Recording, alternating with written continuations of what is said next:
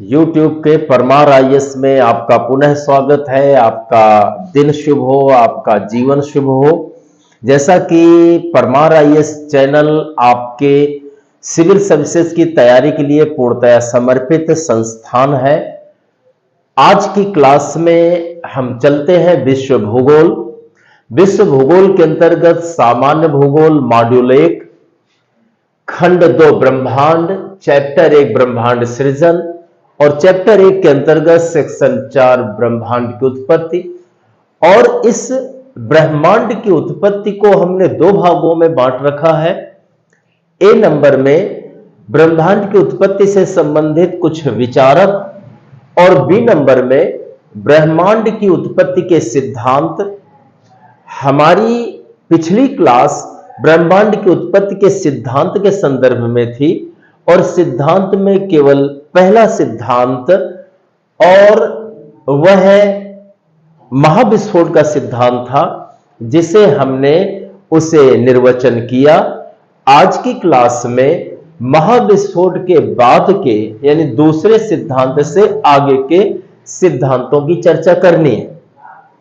आज के भी सिद्धांत में हम चर्चा करेंगे, विश्लेषण करेंगे और ये बताने का प्रयास करेंगे कि ब्रह्मांड की उत्पत्ति के लिए किन किन सिद्धांतकारों ने अपने सिद्धांत दिया और किस प्रकार से उन्होंने यह बताया कि ब्रह्मांड अस्तित्व में आया। तो चलते हैं हम दूसरे सिद्धांत को यहां विश्लेषण करते हैं। दूसरा सिद्धांत है साम्यावस्था या स्थिरावस्था या सतत सृष्टि सिद्धांत।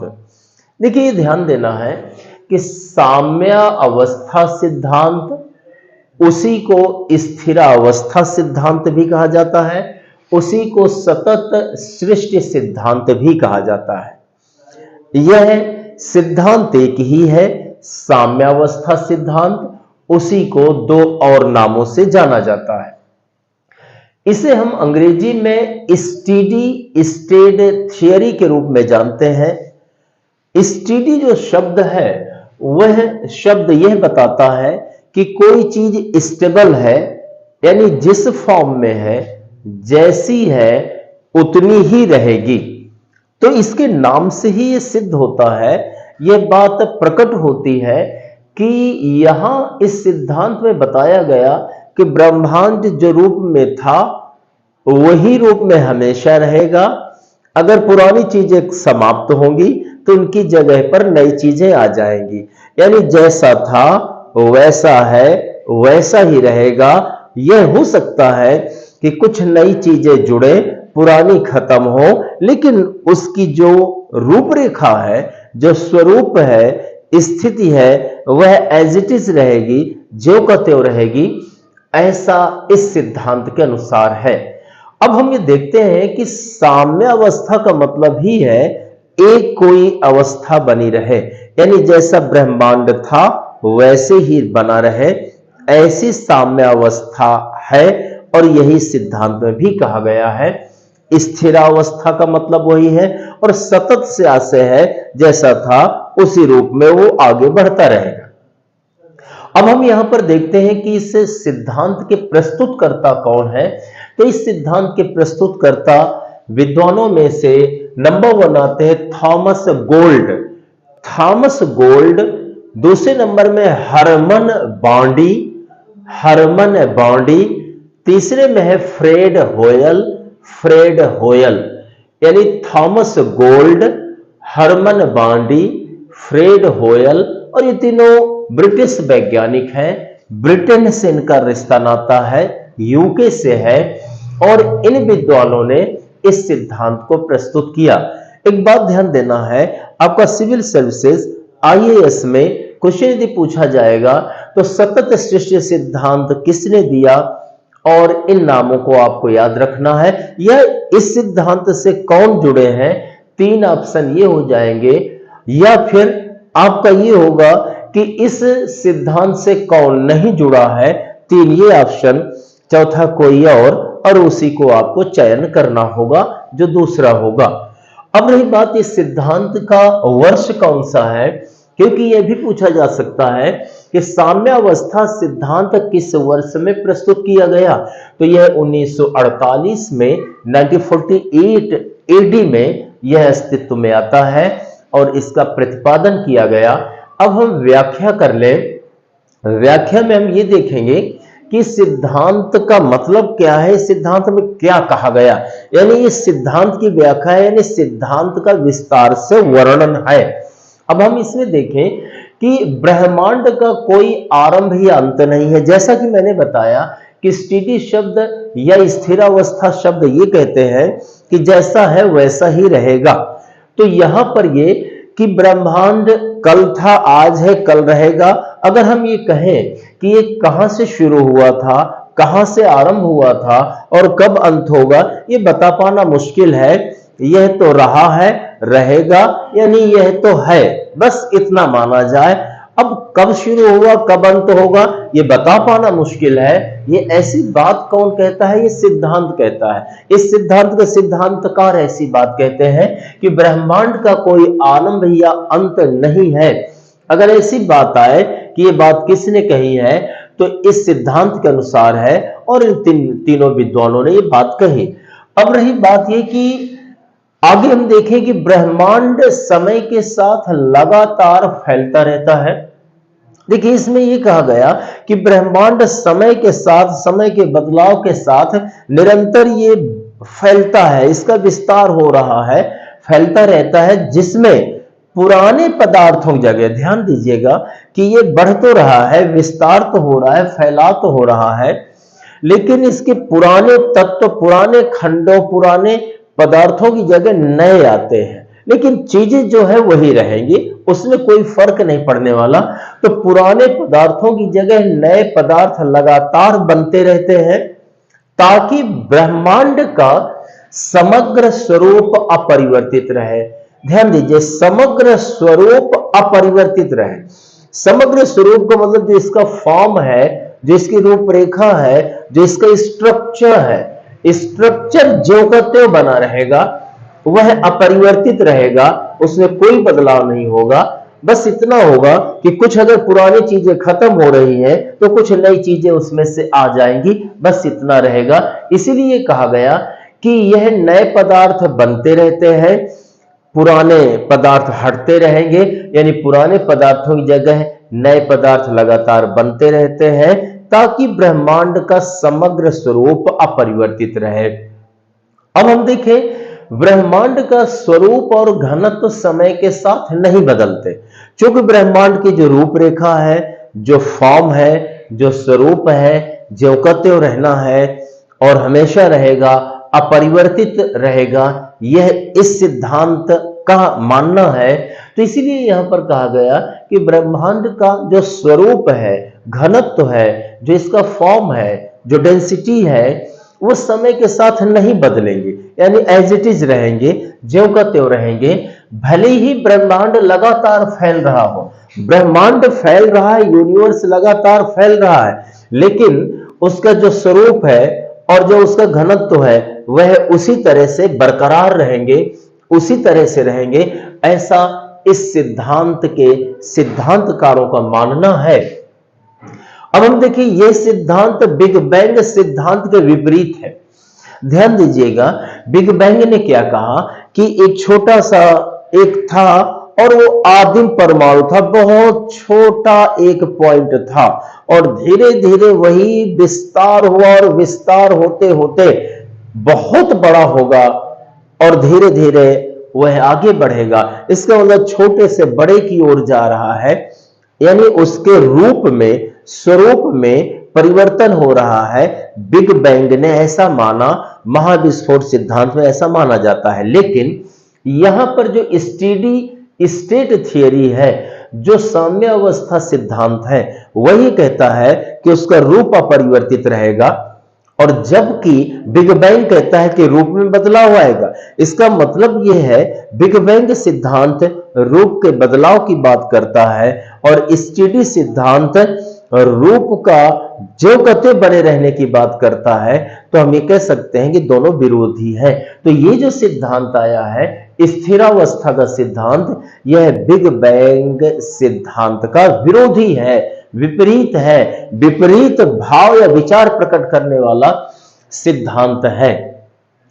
अब ये दूसरा सिद्धांत तो ध्यान दीजिएगा, मैंने आपसे पहले यानी इसके पहले वाली क्लास में आपसे कहा था कि वास्तविक रूप से ये देखा जाए तो ब्रह्मांड की उत्पत्ति के जितने सिद्धांत हैं उन सभी सिद्धांतों में महाविस्फोट का सिद्धांत यानी बिग बैंग थियरी ही वास्तव में ज्यादा ही सर्वमान्य है और वो वैज्ञानिक ढंग से भी ब्रह्मांड की उत्पत्ति को बताने वाला सिद्धांत है, अतः वो सर्वमान्य है। तो हम कह देंगे वही सिद्धांत वास्तव में सर्वमान्य है, अधिक वैज्ञानिक है। उसके बाद के सिद्धांत विचार तो प्रकट करते हैं, ब्रह्मांड की उत्पत्ति की बात तो करते हैं, लेकिन उतने मजबूत आधार प्रकट नहीं करते। वैज्ञानिक उनमें आधार नहीं है तो मान सकते हैं कि उतना सशक्त सिद्धांत नहीं है। अगर कोई एक ज्यादा सशक्त सिद्धांत है वह महाविस्फोट का सिद्धांत है।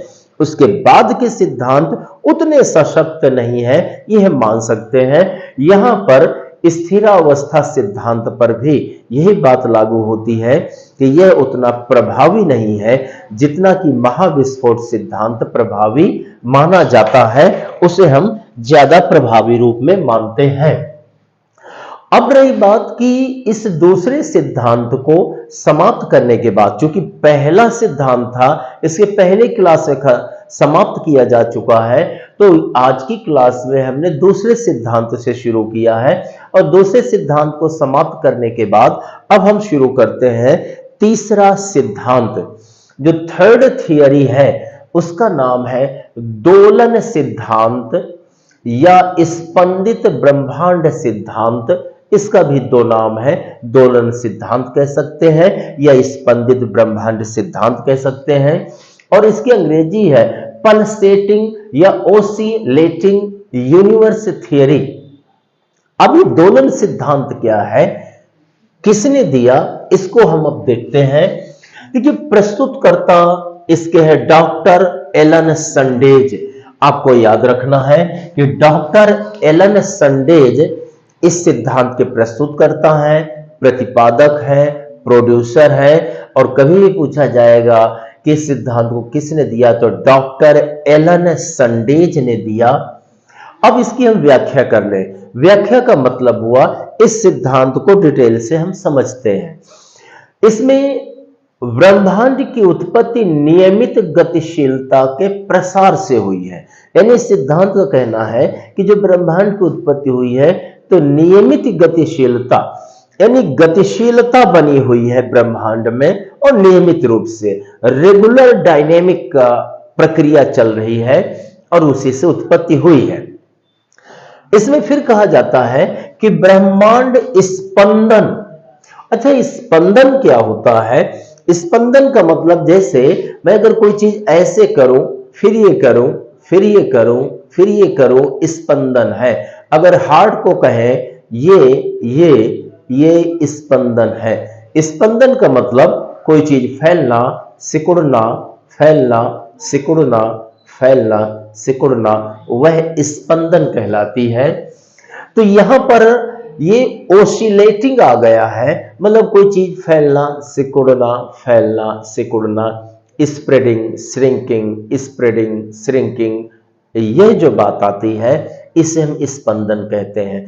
तो इस सिद्धांत के विचारक का मानना है कि ब्रह्मांड की उत्पत्ति वास्तव में स्पंदन से हुई है। यानी पहले ब्रह्मांड का विस्तार हुआ है, फिर धीरे से सिकुड़ा है, फिर विस्तार हुआ है, सिकुड़ा है, ये बात आती है, ऐसा इनका मानना है। तो ब्रह्मांड स्पंदन, स्पंदन मतलब विस्तार और संकुचन के अंतहीन चक्रों से गुजरता है। एक बात ध्यान दें, मान लिया ब्रह्मांड की शुरुआत होती है और शुरू एक पॉइंट है, धीरे धीरे धीरे करके ये इतना विस्तार हुआ और फिर धीरे धीरे धीरे करके ये सिकुड़ जाएगा, फिर धीरे धीरे करके विस्तार होगा, फिर सिकुड़ जाएगा। मान लिया ब्रह्मांड बनना शुरू हुआ, अरबों खरबों साल बाद ये विस्तार हुआ, और विस्तार होने के बाद अरबों खरबों सालों के बाद सिकुड़ गया, फिर विस्तार। अब ब्रह्मांड का फैला हुआ विस्तार सिकुड़ गया, खत्म हो गया, लेकिन फिर विस्तार होगा, फिर सिकुड़ना, फिर विस्तार, फिर सिकुड़न। अब एक बात आई कि अगर ब्रह्मांड अरबों खरबों साल बाद ऐसे विस्तार हुआ, अरबों खरबों साल में सिकुड़ गया और यही फिर चलेगा, फिर होगा। अगर यही होगा, इसका मतलब विस्तार, सिकुड़न, विस्तार, संकुचन, विस्तार, संकुचन हमेशा होगा, तो कभी बंद ही नहीं होगा। जब कभी बंद नहीं होगा, इसका मतलब ब्रह्मांड कि ये जो प्रक्रिया है बनने की आदि, ये अंतहीन है, कोई अंत नहीं है, हमेशा चलेगी, चक्र के रूप में है। यानी पहले विस्तार, फिर संकुचन, विस्तार, संकुचन। अगर एक मैं चक्र ले लूं और उस चक्र में अगर मैं ये कहूं कि आज यहां ये विस्तार, ये जन्म हुआ, इसका धीरे धीरे विस्तार हुआ और विस्तार के बाद फिर सिकुड़ा, संकुचन हुआ, तो इसी वृत्त में चलता रहेगा, इस रूप में है। तो इस सिद्धांतकार का कहना है कि ब्रह्मांड स्पंदन के अंतहीन चक्रों से गुजरता है। अगर ये क्वेश्चन आता है कि ब्रह्मांड अंतहीन चक्रों से गुजरता है, ऐसी बात किस सिद्धांत में कही गई है? तो दोलन सिद्धांत में कही गई है, पल्सेटिंग सिद्धांत में कही गई है, ओसिलेटिंग यूनिवर्स थियरी में कही गई है। इसे आपको ध्यान देना है, स्पंदन ब्रह्मांड सिद्धांत में बात कही गई। अच्छा, किसी भी चीज को जब आप बार बार रिवाइज करते हैं, कई बार गुजारते हैं अपने मस्तिष्क से, तो धीरे धीरे वो चीज मस्तिष्क में विराजमान होने लगती है, उसका अंकन होने लगता है, वह याद हो जाती है। अब यहां पर यह आया कि यहां पर हम देखते हैं गतिशीलता, ब्रह्मांड स्पंदन, विस्तार, संकुचन चक्रों से। इस प्रक्रिया में पहले महाविस्फोट। अच्छा, जो यहां पर विस्तार और संकुचन की प्रक्रिया है, तो इस प्रक्रिया में होता क्या है? तो इस प्रक्रिया में पहले महाविस्फोट होता है, यानी छोटा सा कोई तत्व है, पदार्थ है, उसका थोड़ा विस्तार होगा और वह अरबों खंड में टूट जाएगा। यानी सबसे पहले ब्रह्मांड के सृजन में यहां पर महाविस्फोट होगा और फिर जब महाविस्फोट हुआ, उस छोटे से पॉइंट का धीरे धीरे विस्तार होकर के खंड खंड हो गए, तो फिर उसका और विस्तार, तो विस्फोट होगा, फिर ब्रह्मांड का विस्तार होता है और जब विस्तार बहुत ज्यादा हो गया तो धीरे धीरे संकुचन शुरू हो जाता है, श्रिंकिंग होने लगती है। यानी धीरे धीरे हम ये देखते हैं कि वह और छोटा होने लगता है, और छोटा होने लगता है, तो पुनः संकुचन होता है। आगे देखें, वर्तमान में ब्रह्मांड फैल रहा है। इस सिद्धांत का मानना है कि वर्तमान में अभी ब्रह्मांड फैल रहा है, यूनिवर्स एक्सपेंड हो रहा है, लेकिन बाद में गुरुत्वाकर्षण बल इसके फैलाव को रोकेगा। चूंकि गुरुत्वाकर्षण बल हर पिंड में, हर पदार्थ में काम कर रहा है, तो माना गया अभी तो फैल रहा है, लेकिन गुरुत्वाकर्षण बल चूंकि एक चीज है तो वह दूसरे को अपनी ओर रोक रही है, अपनी ओर रोक रही है। तो जब रोक रही है, तो एक चीज जब दूर हो रही है और ये चीज गुरुत्वाकर्षण बल से इसे रोकेगी, तो धीरे से ये और रोकेगी, तो ये इसकी तरफ आएगी, तो हर चीज एक दूसरे की तरफ आएगी और धीरे धीरे संकुचन की ओर जाएगा। यह इनका मानना है। तो यही जो गुरुत्वाकर्षण बल है, तो इसके फैलाव को रोकेगा और यह सिकुड़ने लगेगा और धीरे धीरे यही ब्रह्मांड सिकुड़ने लगेगा। संकुचन के बाद यह फिर से एक बिंदु में सिमट जाएगा। अब मान लिया ब्रह्मांड का संकुचन चारों तरफ से हुआ और धीरे धीरे ब्रह्मांड एक ही पॉइंट पर, बिंदु पर सिमट जाएगा। ऐसा इस सिद्धांत का मानना है। यानी पहले एक पॉइंट था, एक बिंदु था, कुछ पदार्थ एक छोटा सा था, धीरे धीरे विस्फोट हुआ और उसका विस्तार हुआ और फिर गुरुत्वाकर्षण बल के कारण संकुचन हुआ और संकुचन होकर के वही फिर छोटे से बिंदु में समाहित हो गया। यानी छोटे से बिंदु से यात्रा शुरू की गई थी ब्रह्मांड द्वारा और उसी छोटे से बिंदु में समा गया। यह वैसे ही है जैसे मानव शरीर 5 तत्व से बना है और जीवन 80-90 साल गुजार दिया और जाकर के यह शरीर उन्हीं 5 तत्वों में पुनः समाहित हो जाता है, समा जाता है। वही चीज यहां भी होने वाली है। तो ये फिर से एक बिंदु में सिमट जाएगा और एक नए विस्तार के रूप में फिर से शुरू होगा। और जब एक पॉइंट पर सिमट गया तो धीरे से फिर इसका और विस्तार होने लगा, यानी नया ब्रह्मांड का जन्म शुरू हो गया। यह सिद्धांत का विचार है। अब चूंकि इस सिद्धांत के बारे में कुछ बहुत और भी जुड़ी चीजें हैं जो इस सिद्धांत से संदर्भित हैं, तो उनको हमने विशेष 1, विशेष 2, विशेष 3, विशेष 4, विशेष 5 में रखा हुआ है। तो अब देखते हैं विशेष 1 में क्या लिखा हुआ है। तो यह कि यह सिद्धांत बिग बैंग सिद्धांत का एक रूपांतर है। आप बहुत कुछ देखते होंगे कि विस्फोट हो रहा है, फैलाव हो रहा है, और बिग बैंग सिद्धांत में विस्फोट हो रहा है, फैलाव हो रहा है, यही तो कहा गया है। यानी पहला जो सिद्धांत है जॉर्ज लेमेटर का है, तो लेमेटर ने यही कहा कि कोई चीज है तो विस्फोट होगा और उसका विस्तार होगा, यही सिद्धांत में समझाया है। और हम देखते हैं कि दोलन सिद्धांत में भी यही बात कही गई। तो शायद ऐसा लगता है कि दोलन सिद्धांत में वही महाविस्फोट सिद्धांत, बिग बैंग सिद्धांत की बात को ही कहीं ना कहीं दोहराया गया है, उसी बात को लागू किया गया है। इसलिए हम कह सकते हैं कि यह सिद्धांत बिग बैंग सिद्धांत का एक रूपांतर है। यानी हम कह सकते हैं एक नया सिद्धांत है, बस ये हम कह सकते हैं एक नया रूप आ गया, लेकिन मटेरियल वही है, यानी बोतल वही है, बस पानी की जगह दूध भर दिया गया। यानी रूपांतर वही है, सारी चीज वही है। अगर हम कहें बॉटल अलग हो गई है, हमें इस रूप में अब समझना होगा कि बॉटल दो अलग अलग है, दूसरे रूप में है, स्वरूप अलग है, लेकिन दोनों में वही दूध भरा हुआ है या जल भरा हुआ है, इस रूप में है। तो ये रूपांतर है। अब विशेष 2 देखिए, ब्रह्मांड का विस्तार और संकुचन एक चक्रीय प्रक्रिया है। यहां पर हम ये देखें कि जो ब्रह्मांड का विस्तार होगा और जो संकुचन होगा, चक्रीय प्रक्रिया है। यानी धीरे धीरे विस्तार और धीरे धीरे संकुचन और फिर विस्तार, फिर संकुचन। जैसे मान लिया विस्तार संकुचन, विस्तार संकुचन चक्र के रूप में हमेशा चलते रहना, तो ये चक्रीय प्रक्रिया है, ऐसा ये माना गया। अब आया विशेष 3, आया विशेष 3 आ गया। तो 3 में यह है कि प्रत्येक युग की शुरुआत, देखिए ध्यान देना है, जब भी युग शुरू होता है तो प्रत्येक युग की शुरुआत एक महाविस्फोट जैसी घटना से होती है। यानी इस सिद्धांत का भी मानना है कि प्रत्येक युग की शुरुआत एक महाविस्फोट जैसी घटना से होती है। जब भी नया ब्रह्मांड बनेगा या नई शुरुआत होती है इस सृष्टि की, तो इस सृष्टि की नई शुरुआत में सबसे पहले कोई तत्व छोटा सा आएगा और उसमें विस्फोट होगा, ऐसी बात स्वीकार की गई।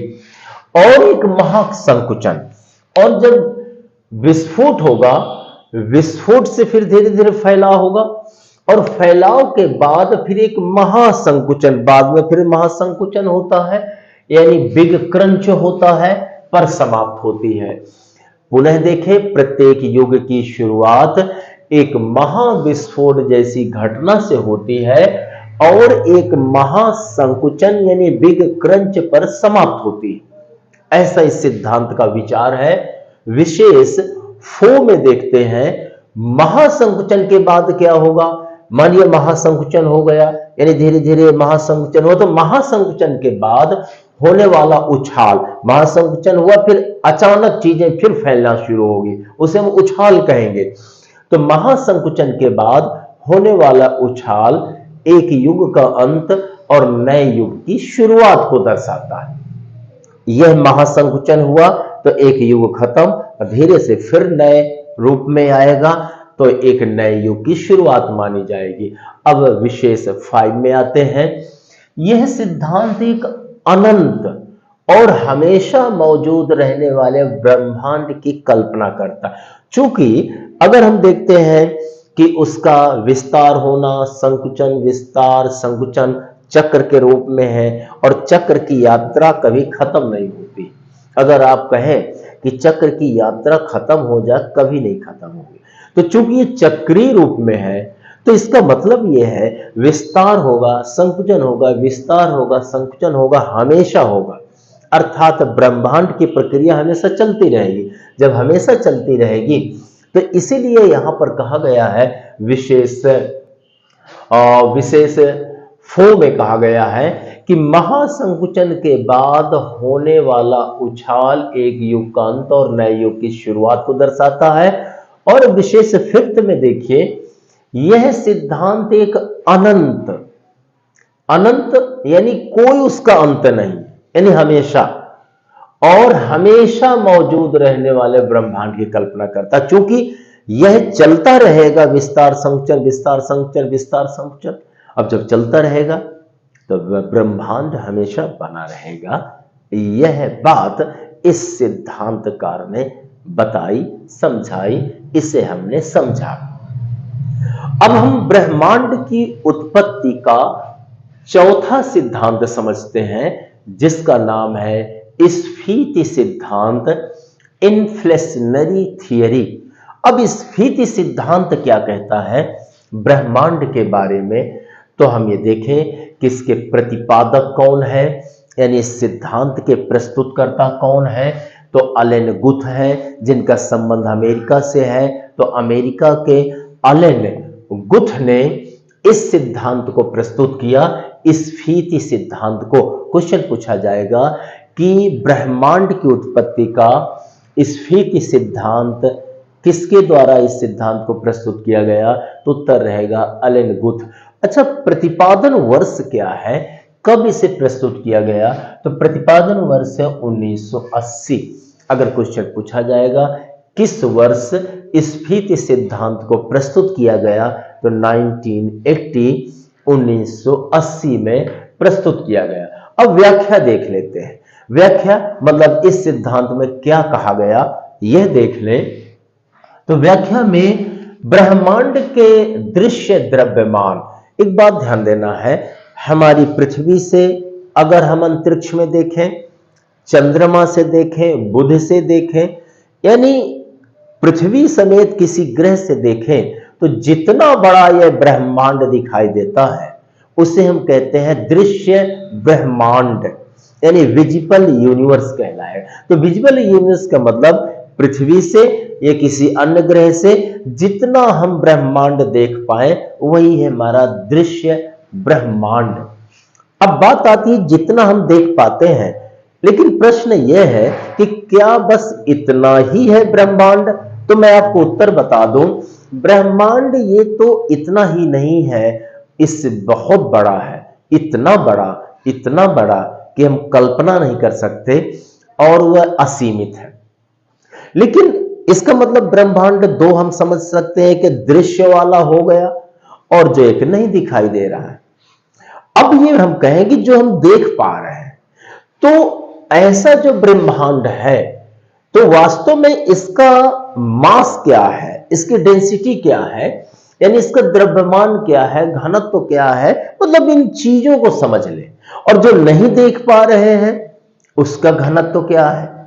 तो इस सिद्धांत में बताया गया कि ब्रह्मांड के दृश्य द्रव्यमान, दृश्य यानी जितना हम देख पा रहे हैं, तो ब्रह्मांड के दृश्य द्रव्यमान के घनत्व की तुलना में, यानी जो दृश्य ब्रह्मांड है उसका जो घनत्व है उसकी तुलना में उसका वास्तविक घनत्व बहुत अधिक है। अगर हम पूरे ब्रह्मांड की बात कर ले, दृश्य ब्रह्मांड तो बहुत कम है, लेकिन पूरे हम ब्रह्मांड की बात करते बहुत बड़ा है। तो ये कहा गया कि दृश्य ब्रह्मांड का जो घनत्व है वो कम है, और पूरा ब्रह्मांड अगर कर ले उसका घनत्व ज्यादा है। तो पुनः हम पढ़ते हैं, ब्रह्मांड के दृश्य द्रव्यमान के घनत्व की तुलना में उसका वास्तविक घनत्व बहुत अधिक है। यह जो बात कही गई स्फीति सिद्धांत के अंतर्गत कही गई, अलेन गुथ ने इस विचार को प्रस्तुत किया। अब हम इस सिद्धांत के अगले बिंदु पर देखें। इस अगले बिंदु में यह कहा गया स्फीति सिद्धांत में कि विशालकाय अग्निपिंड के जोरदार विस्फोट के बाद, यानी ये कहा गया कि जब वो एक बहुत बड़ा आग का गोला था, उस आग के गोला में विस्फोट होता है और विस्फोट के अति अल्प काल में, यानी थोड़े ही समय बाद, ब्रह्मांड का असाधारण त्वरित गति से फैलाव हुआ। यानी यह कहें हम कि एक अग्निपिंड था विशालकाय और उसमें विस्फोट हुआ, और जब विस्फोट हुआ थोड़े ही समय में वह बहुत ज्यादा फैलाव हुआ, रैपिड एक्सपेंशन और इन्फ्लेशन हुआ, तो बहुत तेज गति से फैलाव हुआ। और इस प्रक्रिया के दौरान 1 सेकंड के अल्पांश के अंतर्गत, यानी जब ये फैलाव हो रहा था विस्फोट पश्चात, तो 1 सेकंड के ही अंदर ब्रह्मांड के आकार में कई गुना वृद्धि हो गई। यानी 1 सेकंड के अंतर्गत ही ब्रह्मांड के आकार में कई गुना वृद्धि हो गई। अब आगे देखिए कि क्या होता है। कहा गया इस सिद्धांत में कि बाद में काले पदार्थों के समूहन से, चूंकि काले पदार्थ इस विस्फोट से निकले थे और वो काले पदार्थ फिर एक साथ जुड़ने लगे, एक समूह में आने लगे, तो बाद में काले पदार्थों के समूहन से और जब एक साथ जुड़ने लगे तो एक आकाशगंगा बन गई, और काले पदार्थ जुड़ गए, दूसरी आकाशगंगा। तो काले पदार्थों के समूहन से आकाश गंगाओं का निर्माण हुआ। इनके विस्फोट से अब आकाश गंगा 1 2 3 4 बन गई। अब इन आकाश गंगाओं का फिर विस्फोट होता है, तो फिर विस्फोट होने के बाद आकाश गंगाओं के विस्फोट पश्चात क्या बनता है, तो इनके विस्फोट से जनित पदार्थ, जब आकाश गंगा का, मान लिया एक आकाश गंगा है, उसका विस्फोट हुआ, तो विस्फोट होने के बाद कुछ नए पदार्थ अस्तित्व में आए, तो इनके विस्फोट से जनित पदार्थों, अब मान लिया कि कुछ पदार्थ आए विस्फोट पश्चात, आकाश गंगा के विस्फोट पश्चात कुछ पदार्थ आए और वो पदार्थ आपस में जुड़ गए, और जब वो जुड़ गए तो उससे तारों का निर्माण हुआ। तो इनके विस्फोट से जनित पदार्थों के समूहन से निर्मित पिंडों द्वारा तारों का निर्माण हुआ। अब तारे बन गए, फिर तारों का विस्फोट होता है, तो तारों के विस्फोट से, अब एक तारा है, विस्फोट हुआ, बहुत सारे खंड बने, वो खंड आपस में मिल गए, अब क्या बना, वही ग्रह बने, प्लेनेट बने। यानी तारों के विस्फोट से जो पदार्थ आए और उन पदार्थों को समूह में लिया गया, यानी पदार्थ समूह में एकत्रित हो गए, और जब वह एक चीज बन गई, उसी को कहा गया ग्रह, यानी उसी को कहा गया प्लेनेट।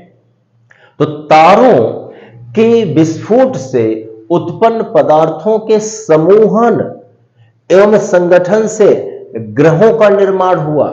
और मैं ये भी कहूं, उसी तरह फिर उपग्रह है, धूमकेतु है, और उसी तरह फिर आपका क्षुद्र ग्रह आदि चीजें भी निर्मित हुई।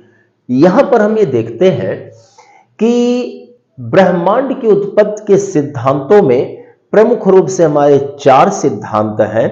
पिछली क्लास में मैंने सर्वमान्य सिद्धांत, महाविस्फोट सिद्धांत की चर्चा की थी, और आज की क्लास में शेष 3 सिद्धांतों की, यानी दूसरे नंबर, तीसरे नंबर और चौथे नंबर की चर्चा यहां पर की। अब हमारी सिविल सर्विसेज की परीक्षाओं में इन्हीं सिद्धांतों में से कोई ना कोई एक प्रश्न पूछा जाता है, और मैं आशा करता हूं कि आपने अच्छी तरह से तैयार कर लिया होगा। धीरे धीरे तैयार करते रहे, सफलता के पास पहुंचते रहे, यही क्रम जारी रहना चाहिए। आज की क्लास हम लोग समाप्त करते हैं, अगली क्लास से पुनः मिलते हैं। धन्यवाद।